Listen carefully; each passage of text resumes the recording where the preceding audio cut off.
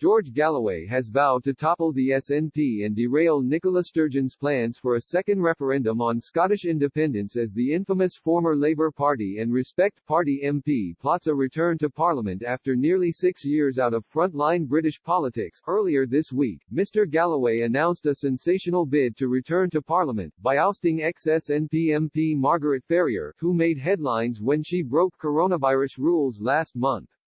On October 1, the MP for Rutherglen and Hamilton West was suspended from the SNP for breaching coronavirus lockdown rules, with Scotland's First Minister Mrs. Sturgeon calling on her to resign her parliamentary seat.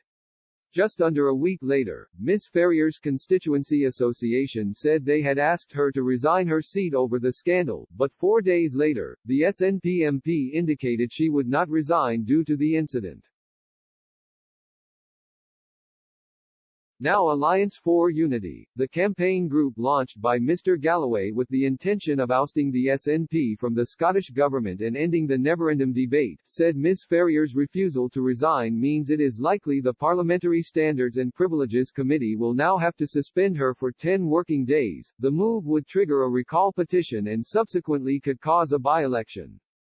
Mr. Galloway has launched what he described as the largest ever crowdfunder in the history of by-elections, with the aim of raising £100,000 to stand in Rutherglen and Hamilton West and take the fight to the SNP. He has not been an MP since 2015, after holding seats in Bradford West, Bethnal Green and Bow, and Glasgow Kelvin over the course of 28 years since 1987. A defiant Mr. Galloway lashed out at pro-Britain parties for not responding to his call to join forces to oust the SNP in the build-up to the Scottish elections in May 2021.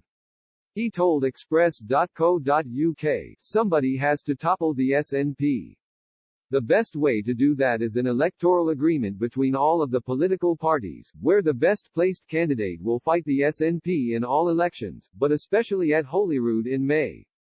We have spent the last 6 months pressing this case and none of the pro-Britain parties have taken it up. They continue to cut each other's throats, as shown in a number of recent by-elections on Scotland.